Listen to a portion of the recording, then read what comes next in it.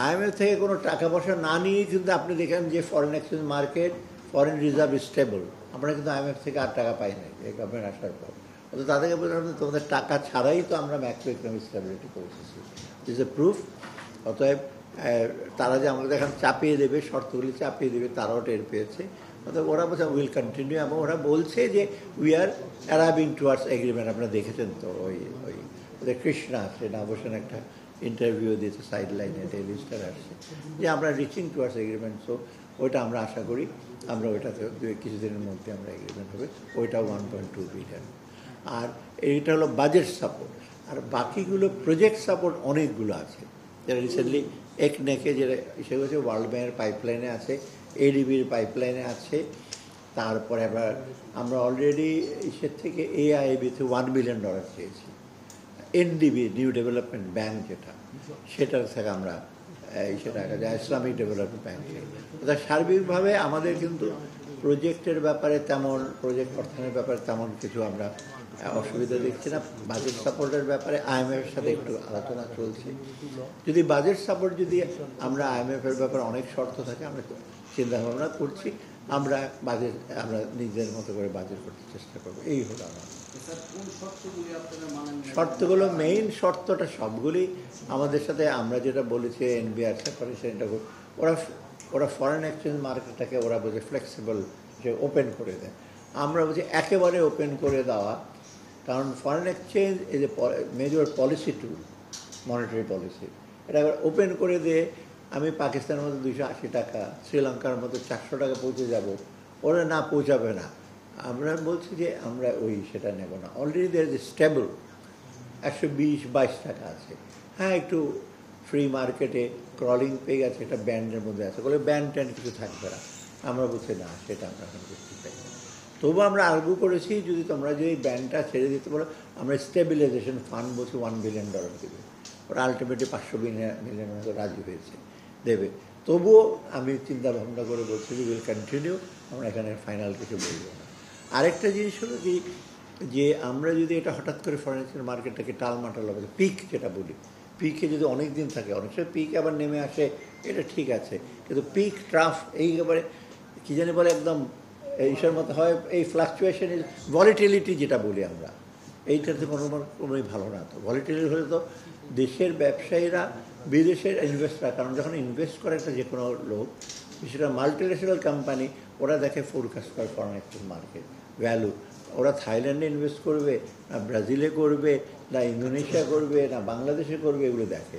অতএব এইটা আমরা এই সিগন্যালটা রং হিসেবে আমরা সিগন্যাল দিতে চাই না। সেকেন্ড হলো, প্রাইভেট ইনভেস্টর মনে করবে যে এই যে IMF থেকে ভিক্ষা করে জোর এসে করে টাকা নিয়ে আসছে, it will not give a good message to them.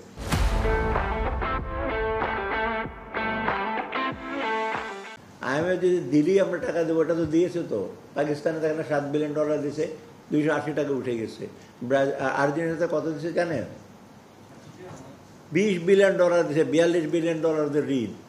তারপরে আর ওরা জীবনে শোধ করতে পারবে কিনা জানি না। আমরা তো ওই ঋণের বোঝা নিতে চাই না। আমার যদি এই যে যদি ঋণ নিতে থাকি বা যদি ফ্লেক্সিবল এক্সচেঞ্জে যদি টাকার দাম কমে যায়, আমার যেখানে $3 বিলিয়ন শোধ করার পরে $5 বিলিয়ন হবে, তো ওটা যদি ভ্যালুয়েশন করি ইন টার্মস অফ ডলার, তাই না? তখন আমার 180 টাকা 60 টাকা করে ডলার কিনতে হবে। তো এইগুলো আমরা চিন্তা ভাবনা করছি। সারাদিনকে ওখানে বসে বসে কি একটু পর কফি টফি খেয়েছি, এর বেশি তো খাওয়া দাওয়া নাই। খাওয়া দাওয়া পরে ওরা দিয়েছে যা, but we had to argue. এবং সব জায়গায় আমি তো IMF ভাইস প্রেসিডেন্ট সাথে দেখা করলাম। উইদাউট মানি কে বলছে? মানি আছে তো, কিসের মানি হয়? না না, IMF-এর টাকা কি টাকা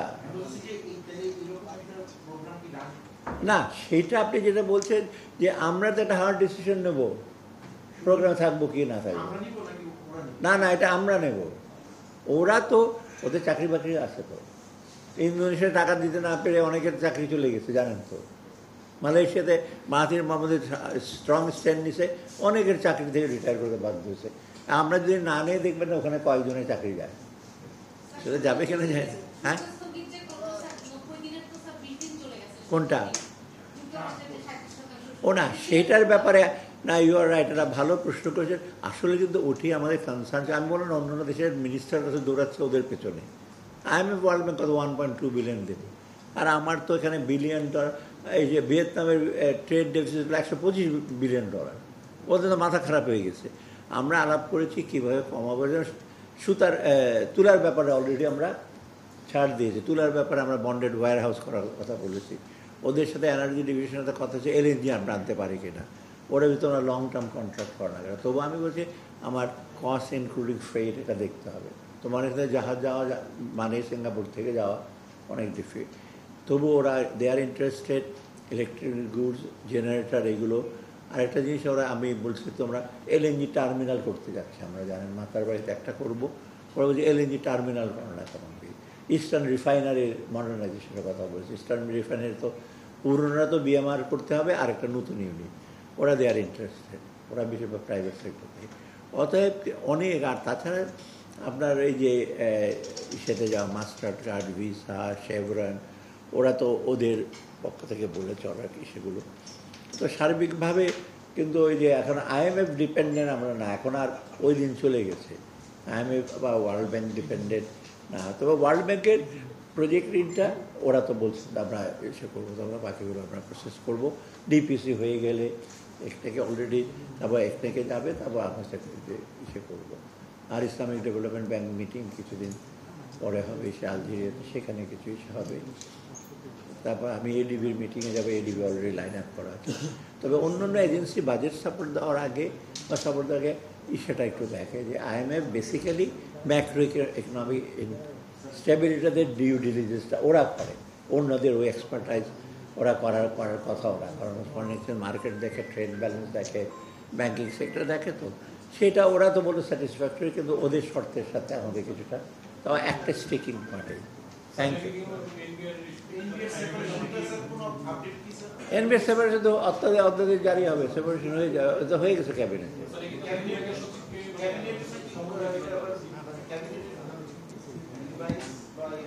কোথায় আপনারা কোথায় আছেন? ক্যাবিনেট সই হয়ে গেছে, চিফ অ্যাডভাইজার সই করে ফেলছে, সামারি আমি পেয়েছি, এখন ইমপ্লিমেন্টেশনটা একটা চ্যালেঞ্জ।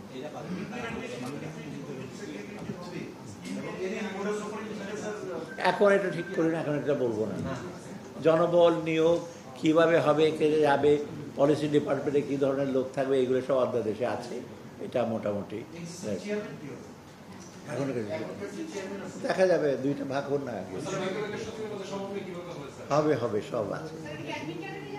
শোনেন না, দুইটা আলাদা হবে, অ্যাডমিন ক্যাডার কি দুইটা সোজাসুজি, একটা রাজস্ব নীতি বিভাগ আর রাজস্ব ব্যবস্থা বিভাগ, সেটা বলতে পারবো না। দুইটা সচিব থাকবে, কারণ কোথেকে হবে, কে হবে সেটা বলবো।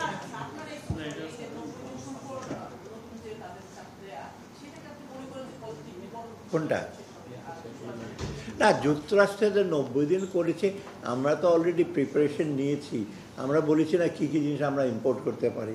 তারপরে ইভেন আপনার যে লেবার মিনিস্ট্রির সাথে কথা হয়েছে, লেবারের স্ট্যান্ডার্ড এগুলো নিয়ে, GSPটা আমরা করতে পারি কিনা, এগুলো কিন্তু আমরা কথা বলেছি। আর 90 দিনের পরে যে আমরা এনকারেজ করেছি, তোমাদের কাছ থেকে আমরা LNG নিতে পারি, তোমাদের কাছ থেকে আমরা এই যে ইলেকট্রনিক গুডস এগুলো আমরা নিতে পারি। তবে আর আমাদের এই যে সেটা কত, 6.2 অনলি, তাই না, $6.2 বিলিয়ন, ওটা তো আমার 2 মাসের রেমিটেন্স মাত্র। অতএব সব মিলে, তবে এটা ঠিক যে আমাদেরকে ইসে করতে হবে। আরেকটা স্ট্র্যাটেজি আমি বলেছি ওই কমার্সের সাথে, যে আমাদের স্ট্র্যাটেজি হলো ট্রাম্প অ্যাডমিনিস্ট্রেশনের সাথে রিটেলিয়েটরি কথাবার্তা না বলা, চ্যালেঞ্জ না করা, কারণ আফটার US গভর্নমেন্ট সে যাই করবে, আমরা বলি না খারাপ করে, এটা দেখেন চায়না অ্যাফোর্ড করতে পারে, যে চায়না তো এক কথা বলে দিচ্ছে এই আমাদের, এখন ওরা বলছে যে এখন চায়নার সাথে নেগোসিয়েট করবে। বাংলাদেশের আমাদের ইস্যু হলো এঙ্গেজমেন্ট, কথাবার্তা বলবো, ওরা কিছুটা রাজি হবে, আবার কিছুটা রাজি, এটা না বলে একটা ছোট দেশ একটা বড় দেশের সাথে কোনোদিন পারে না। Trade negotiation is a very difficult জিনিস।